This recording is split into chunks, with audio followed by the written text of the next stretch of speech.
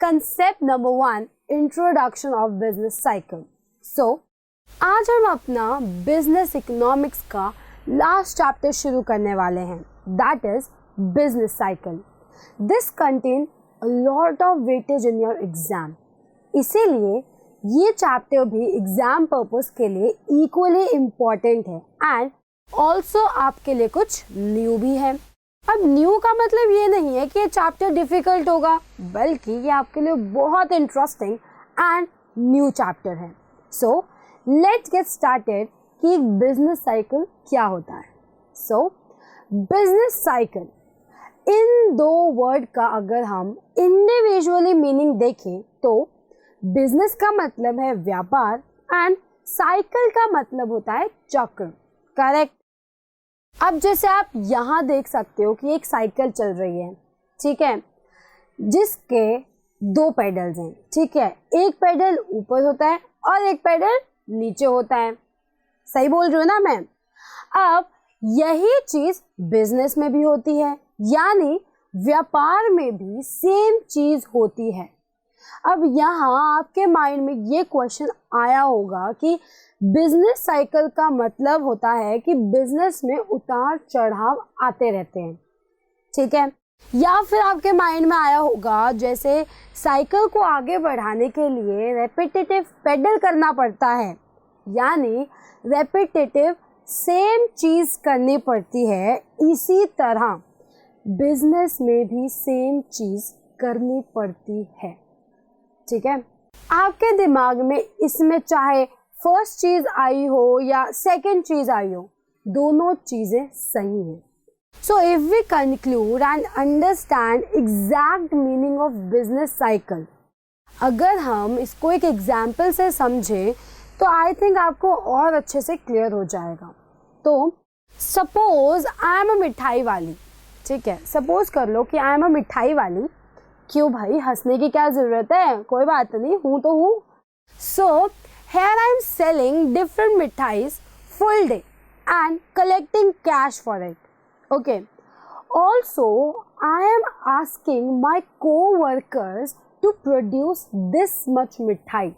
That means कि in my mithai business मेरा motive है profit earn करना, and for that every day transaction, manufacturing, cost, revenue, ये सब हो रहा है। इसी को कहते हैं हम लोग बिजनेस साइकिल। बिजनेस में डे बाय डे जो भी हो रहा है, बिजनेस में डे बाय डे जो भी हो रहा है एक रिपीटेटिव मैनर में हो रहा है, जिसका रिजल्ट यानी बिना उसके रिजल्ट को देखें, ठीक है। क्योंकि ऐसा नहीं है कि जितनी भी सेल आज हुई है क्या पता वो बाद में होए या ना होए, समझ रहे हो, कि जो सेल हमने आज करी है हमें नहीं पता ना कि क्या वो सेल उतनी ही होगी या उससे डबल होगी या उससे कम हो सकती है, ये हमें नहीं पता। इसी को ध्यान में रखकर हम आगे इसकी डेफिनेशन देख लेते हैं, ठीक है। So there are a rhythmic fluctuation in aggregate economic activity that an economic experience over a period of time are called business cycle or you can say a trade cycle. जैसे कि हमने अभी समझा with a clear logic and example कि business activities में जो भी activities हो रही है उनको रिदमिक फ्लक्चुएशन बोला गया है। Mark my words, rhythmic fluctuations. Now rhythmic fluctuation का मतलब काफी सिंपल है, ठीक है। रिदम का मीनिंग होता है जब कोई चीज की ताल में हो, यानी कि जो चीज ताल में हो, समझ रहे हो आप। रिदम आपने स्कूल टाइम में भी सुनी होगी, जैसे समझ रहे हो ना, कोई सुर में गा रहा है, वो ताल बना रहा है पूरी। गाने तो सुनते ही होगे आप लोग भी, है ना, फुल रिदम में होते हैं वो भी। तो वैसे ही ये मतलब है कि रिदम का मतलब जब कोई चीज ताल में होती है, ठीक है, एक तरीके से होती है, या जैसे कि यू कैन से 1 2 3। और फ्लक्चुएशन का मतलब होता है उतार चढ़ाव। तो रिदमिक फ्लक्चुएशन का मतलब होता है इकोनॉमिक एक्टिविटी में उतार चढ़ाव आते रहते हैं, ठीक है। कभी एक्सपेंशन आता है, कभी कॉन्ट्रैक्शन आता है। जब इकोनॉमी में एग्रीगेट इकोनॉमिक एक्टिविटी, याद रहे यहाँ एग्रीगेट वर्ड यूज किया गया है, दैट मीन्स कि टोटल सारी इकोनॉमिक एक्टिविटीज की हम बात कर रहे हैं, ना कि एक इंडिविजुअल फर्म या इंडिविजुअल की, ठीक है। तो जब इकोनॉमी के अंदर रिदमिक फ्लक्चुएशन होता है over a period of time, उसको बिजनेस साइकिल या ट्रेड साइकिल भी कह सकते हैं हम लोग। क्लियर? याद रहे बिजनेस साइकिल का दूसरा नाम क्या है? Trade cycle. क्योंकि एग्जाम में क्वेश्चन आ सकता है कि what is the other name of business cycle, right? तो आपको पता होना चाहिए that it is also known as what? Trade cycle. Very good. अब देखते हैं कि डेफिनेशन में आगे क्या लिखा है। अब जब यहाँ बात ही इकोनॉमिक एक्टिविटीज की हो रही है एंड ऑल्सो एग्रीगेट लेवल पर हो रही है, that basically turns our point to that कि बिजनेस या ट्रेड साइकिल में हमेशा सेम तरह का टाइम तो चलता नहीं है। कभी अच्छा बिजनेस होता है तो कभी बुरा बिजनेस होता है कि नहीं? अब ये गुड बिजनेस और बैड बिजनेस मीन्स कि गुड ट्रेड और बैड ट्रेड के बारे में यहाँ बताया गया है। इसके कुछ पैरामीटर्स भी यहाँ दिए गए हैं जिसके बेस पर हम इसको लॉजिकली समझेंगे, ठीक है। जैसे कि एग्रीगेट डिमांड, दैट मीन्स कि जब टोटल डिमांड ज़्यादा होगी तभी तो सप्लाई ज़्यादा होगी, और अगर सप्लाई ज़्यादा होगी तो ये बोला जा सकता है कि इकोनॉमी की ग्रोथ हो रही है, यानी कि इकोनॉमिक ग्रो हो रही है। और अगर सप्लाई ज़्यादा होगी तो ये बोला जा सकता है कि इकोनॉमी की ग्रोथ हो रही है, ठीक है। नेक्स्ट इज नेशनल आउटपुट या ग्रॉस नेशनल प्रोडक्ट, GNP, यानी एक इकोनॉमी एक पीरियड ऑफ टाइम में कितना आउटपुट ला रही है या प्रोड्यूस कर रही है। अगर नेशनल आउटपुट ज़्यादा है तो गुड ट्रेड हुआ एंड नहीं है तो बैड ट्रेड हुआ। मैं वापस बोल रही हूँ कि अगर नेशनल आउटपुट ज़्यादा है तो ये गुड ट्रेड है, और अगर कम हुआ है तो ये बैड ट्रेड है, ठीक है। Next is sales and profit. Now sales and profit भी बहुत मैटर करता है। फिर उसके बाद आता है हमारी इनकम।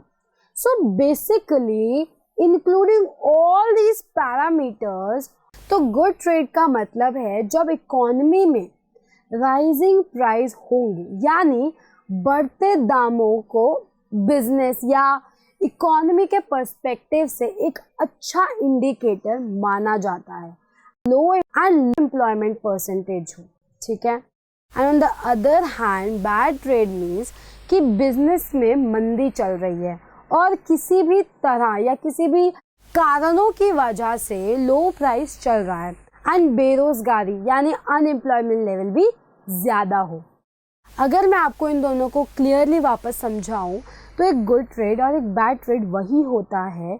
गुड ट्रेड अगर हम बात करें पहले, तो गुड ट्रेड वही होता है जहाँ पे हमारे बिजनेस में बहुत ज़्यादा ग्रोथ हो रही हो, ज़्यादा से ज़्यादा एम्प्लॉयमेंट मिल रही हो। वहीं अगर हम बात करें अपने बैड ट्रेड की, तो बैड ट्रेड वो होता है जहाँ पे बेरोज़गारी हो या मंदी चल रही हो बिजनेस में, ठीक है। तो अगर आपको समझ आ गया होगा कि एक गुड ट्रेड और एक बैड ट्रेड किसे कहते हैं, ठीक है। अब फ्लक्चुएशन आती है, दैट मीन्स कि कभी भी गुड ट्रेड भी हो सकता है एंड कभी भी बैड ट्रेड भी हो सकता है। इसी को हाई और लो या फिर period of prosperity and economic downturn, ये सारे नाम से जाना जा सकता है। का मतलब ये हुआ कि बिजनेस में तो फ्लक्चुएशंस होते रहते हैं, कभी अच्छा बिजनेस हो गया, कभी बुरा बिजनेस हो गया, ये हमारे ऊपर नहीं है, ठीक है। अब कभी डिमांड ज़्यादा है तो अच्छा बिजनेस हो सकता है, अगर डिमांड ही नहीं है और वही अगर प्राइस भी ख़राब हो तो क्या आपका बिजनेस अच्छा ग्रो करेगा? बिल्कुल नहीं करेगा। तो ये हम पे नहीं है, ये हमारे होते रहते हैं, एक बिजनेस में उतार चढ़ाव आते ही रहते हैं, ठीक है। तो ये जो गुड ट्रेड और बैड ट्रेड मैंने आपको बताया, इसको हम हाई और लो या फिर period of prosperity and economic downturn, ये सारे नामों से जाना जाता है। ठीक है, ये सब नाम आप अच्छे से नोट कर लीजिए, क्योंकि इसके बेस में एग्जाम में क्वेश्चन आ सकता है। इन्हीं सब पैरामीटर्स के अकॉर्डिंग बिजनेस में एक्सपेंशन और कॉन्ट्रैक्शन चलता रहता है। ठीक है, सो अ ट्रेड और a business cycle is composed of period of good trade, or you can say bad trade, which some given aggregate economic activities parameters like gross national product, employment, income, for example, in which good trade is categorized by rising prices and low unemployment percentage, whereas bad trade is categorized by falling price and high unemployment percentage। ठीक है, तो चलिए इसके question देख लेते हैं।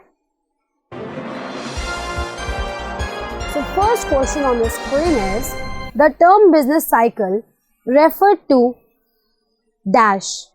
Option A, the ups and downs in production of commodities, या option B, the fluctuating level of economic activity over a period of time, या option C, decline in economic activities over prolonged period of time, या option D, increasing unemployment rate and diminishing rate of saving. So correct answer is option number B, the fluctuating level of economic activities over a period of time. Clear?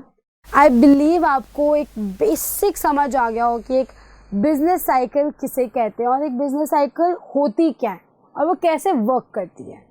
Clear? तो इस video में इतना ही।